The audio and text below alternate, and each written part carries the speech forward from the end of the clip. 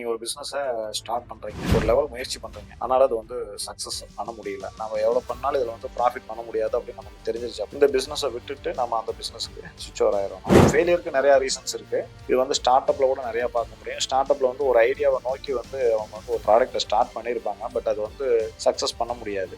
உங்களுக்கு ஸ்ட்ரகிளிங்கில் இருந்தீங்க அப்படின்னா இந்த பிவோட்டுங்கிற கான்செப்டை ஒருக்கா ரீதிங்க் பண்ணுங்கள்.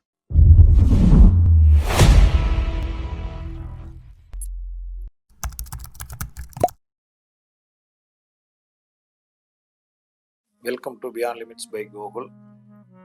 இன்னைக்கு நம்ம பார்க்கக்கூடிய டாபிக் பார்த்தீங்க அப்படின்னா பிவோட் அப்படின்னா வந்து இப்போ நீங்கள் ஒரு பிஸ்னஸை ஸ்டார்ட் பண்ணுறீங்க, ஒரு ஐடியாவோட ஸ்டார்ட் பண்ணுறீங்க.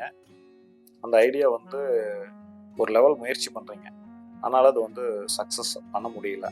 ஆனால் அந்த ப்ராசஸில் நீங்கள் தெரிஞ்சுக்கிறீங்க, நாம் போகிற ஏரியாவில் அதுக்கான ரிக்யர்மெண்ட் இல்லை, பட் வேற ஒரு ஏரியாவில் அதுக்கான ரிக்யர்மெண்ட் இருக்குது அப்படின்னு சொல்லிட்டு. ஸோ அப்போ நம்ம பிஸ்னஸை அங்கே சுவிட்ச் ஓவர் ஆயிரும். ஏன்னா இது நம்ம எவ்வளோ பண்ணாலும் இதில் வந்து ப்ராஃபிட் பண்ண முடியாது அப்படின்னு நமக்கு தெரிஞ்சிருச்சு அப்படின்னா இந்த பிஸ்னஸை விட்டுட்டு நம்ம அந்த பிஸ்னஸுக்கு சுவிட்ச் ஓவர் ஆயிடணும். அதுக்கு எங்கிட்டயே நித்ராவிலேயே ஒரு எக்ஸாம்பிள் இருக்குது.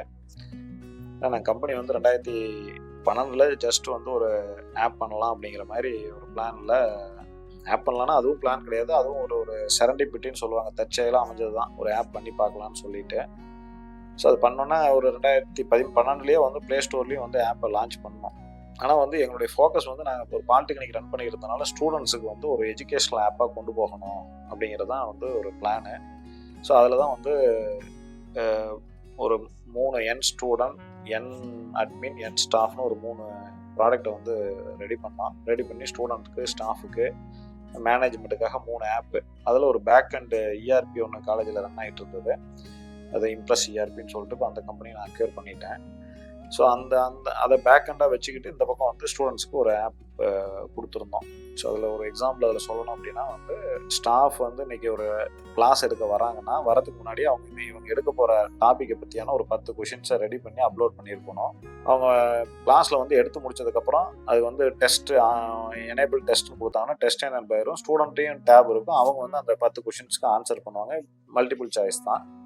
ஸோ அப்போ அதுலேருந்து ரிசல்ட்ஸ் வரும்போது இப்போ ஸ்டாஃப் வந்து தெரிஞ்சுக்குவாங்க இது வந்து நம்ம எடுத்தது எந்த அளவுக்கு புரிஞ்சிருக்கு பசங்களுக்கு அப்படின்னு சொல்லிட்டு. இது ஒரு ஃபீட்பேக் சிஸ்டம் மாதிரி. அதெல்லாம் நிறையா அதில் குவிஸ்ஸு, அவங்களுடைய அட்டெண்டன்ஸ் பார்க்குற மாதிரி, மார்க்ஸை பார்க்குற மாதிரி, இன்டர்னல் மார்க்ஸு, யூனிவர்சிட்டி மார்க்ஸ் எல்லாம் பார்க்குற மாதிரிலாம் வச்சுருந்தோம். இப்போ என்னுடைய ஃப்ரெண்டு வந்து சொன்னார், இது நல்லா இருக்குது, நம்ம மற்ற காலேஜுக்கெலாம் எடுத்துகிட்டு போகலாம் அப்படின்னு சொல்லிட்டு. சரின்ட்டு 2013 ஒரு ப்ரைவேட் லிமிடெட் கம்பெனி, நித்ரா எஜு சொல்யூஷன் இந்தியா ப்ரைவேட் லிமிடெட், அதுதான் எங்களுடைய ஃபஸ்ட்டு நேமு. இப்போ நித்ரா ஆப்ஸ் இந்தியா ப்ரைவேட் லிமிடெட் மாற்றிட்டோம். இந்த நித்ரா எஜு சொல்யூஷன் இந்தியா ப்ரைவேட் லிமிடெடுக்கு சரின்னு கோயம்புத்தூரில் ஒரு ஆஃபீஸ் போட்டு அங்கே நிறைய காலேஜஸ் இருக்குது, ஸோ அப்போ மற்ற காலேஜை டார்கெட் பண்ணலாம் அப்படின்னு சொல்லிட்டு அந்த பண்ணும்போது அது பார்த்தீங்க அப்படின்னா வந்து அது வந்து ஒரு we are too early to the market. 2013 உங்களுக்கே தெரியும், அப்போ ஜியோ கிடையாது, 2G தான் வந்து ஏர்செல், ஏர்டெல் 2G நெட்ஒர்க் தான் இருந்தது. 3Gயே ஒரு 2014 அந்த மாதிரி தான் வந்திருக்கும் நான் நினைக்கிறேன். தென் எல்லாத்துக்கிட்டையும் ஸ்மார்ட் ஃபோன் கிடையாது. ஸோ அப்போ அந்த ப்ராடக்டை எடுத்துகிட்டு போகிறதுல எக்கச்சக்கமான சேலஞ்சஸ்ஸு. ஸோ அதனால் வந்து நாங்கள் 1 இயர் ரன் பண்ணி பார்த்தோம், அது ப்ராஃபிட் பண்ண முடியல. சரின்னு சொல்லிட்டு ஆல்ரெடி வந்து கொஞ்சோண்டு வந்து ப்ளே ஸ்டோரில் அந்த ஆப்ஸ் எல்லாம் English Tamil dictionary, TNPSC, resume maker இந்த மாதிரி ஆப்லாம் போட்டிருந்தோம். அதில் கொஞ்சம் ஆட் மூலிமா கொஞ்சோண்டு ரெவன்யூ வர ஆரம்பிச்சிது. சரின்னு அந்த கோயம்புத்தூர் ஆஃபீஸையும் ஷட் டவுன் பண்ணிவிட்டு இந்த காலேஜுக்கான பண்ண ப்ராடக்டையும் விட்டுட்டா. இன்றைக்கி வரைக்கும் அதை பெருசாக அதுக்கப்புறம் அதை டச் கூட பண்ணல. சொல்லப்போனால் எல்லாம் ப்ளே ஸ்டோரை கான்சன்ட்ரேட் பண்ணி எங்களுடைய ஆப்ஸ் எல்லாம் டெவலப் பண்ணி போட ஆரம்பித்தோம். 2015 நித்ரா தமிழ் காலான்னு ரிலீஸ் பண்ணணும். அதுக்கப்புறம் 2017 வந்து ஜாப்ஸு, 2020 மேட்ரிமோனி, இன்னும் இடையில வந்து ஒரு 150 ஆப்ஸ் வந்து ப்ளே ஸ்டோரில் நாங்கள் லான்ச் பண்ணியிருக்கிறோம். ஸோ அதில் வந்து இனிஷியலாக வந்து எங்களுடைய ஆட் ரெவன்யூ தான் எங்களுடைய பிஸ்னஸ் மாடலாக இருந்தது. இப்போ எல்லாம் வந்து டைவர்சிஃபை பண்ணிட்டோம். ஸோ இப்போ இதுக்கு எதை சொல்ல வரோம் அப்படின்னா, நீங்கள் வந்து இனிஷியலாக நாங்கள் ஸ்டார்ட் பண்ணது காலேஜஸை வந்து டார்கெட் பண்ணி, பட் அந்த பிஸ்னஸ் நல்லா போகலை. அதே சமயத்தில் கொஞ்சோண்டு வந்து இந்த ஆட் மூலிமா அந்த ப்ளே ஸ்டோரில் போட்ட ஆப்ஸ்லேருந்து கொஞ்சம் ரெவன்யூ வந்துச்சு. ஸோ அப்போ நம்ம இதை ஃபுல்லாக ஃபோக்கஸ் பண்ணலான்னு சொல்லிட்டு பிஸ்னஸ் மாடலை இந்த பக்கம் மாற்றிக்கிட்டோம். பிஸ்னஸ் மாடலுங்கிறத விட பிஸ்னஸையே வந்து காலேஜை டார்கெட் பண்ணுறதை விட்டுட்டு நம்ம ப்ளே ஸ்டோரை டார்கெட் பண்ணி நம்ம டெவலப் பண்ணலாம் அப்படிங்கிற மாதிரி எங்களுடைய பிஸ்னஸே சேஞ்ச் ஆயிருச்சு. ஸோ அதனால தான் வந்து 2020 வந்து நாங்கள் நித்ரா ஆப்ஸ், ஏன்னா ஆப்பை தான் டார்கெட் பண்ணதுனால கம்பெனி பேரையே வந்து நித்ரா ஆப்ஸ் இந்தியா பிரைவேட் லிமிடெட் மாற்றினோம். ஸோ இதுதான் வந்து பிவோட்டு. இப்போ நான் ரீசெண்டாக கூட ஒரு வீடியோவில் நான் பார்த்தேன், ஒரு 100 இயர்ஸில் எந்த கம்பெனியும் ஆரம்பிச்சும் போது என்ன பிஸ்னஸ் பண்ணாங்களோ அதை பண்ணல. ஒன்லி பேங்க்ஸை தவிர, பேங்க் ஒன்று தான் 100 இயர்ஸாக வந்து பேங்காகவே இருக்குது, ஃபைனான்ஷியல் இன்ஸ்டியூட்டாகவே இருக்குது. இப்போ ரிலையன்ஸ் நீங்கள் வந்து அவங்க ஸ்டார்ட் பண்ணும்போது யான் சைடு, அந்த டெக்ஸ்டைல் சைடு ஸ்டார்ட் பண்ணாங்க, பெட்ரோலியம் போனாங்க. இப்போ வந்து ஜியோ டெல்காம் பிஸ்னஸில் இருக்கிறாங்க. தென் வந்து ட்ரெண்ட்ஸ் அவங்களுடைய டெக்ஸ்டைல் பிஸ்னஸில் இருக்கிறாங்க, அதாவது ரீட்டைலில். ஸ்மார்ட் பஜார் இதில் இருக்கிறாங்க, கிராசரிஸ் எல்லாமே அந்த மாதிரி எஃப்எம்சிஜி சைடில் இருக்கிறாங்க. ஸோ அந்த மாதிரி வந்து நீங்கள் வாட் எவர் த கம்பெனி, டாட்டாவும் அப்படி தான் டெக்ஸ்டைலில் ஸ்டார்ட் பண்ணாமல் இன்றைக்கி வந்து ஈவன் ஆட்டோமொபைலில் இருக்கிறாங்க, ஐடியில் இருக்கிறாங்க, எல்லா பிஸ்னஸ்லையும் இருக்கிறாங்க. ஓகேவா?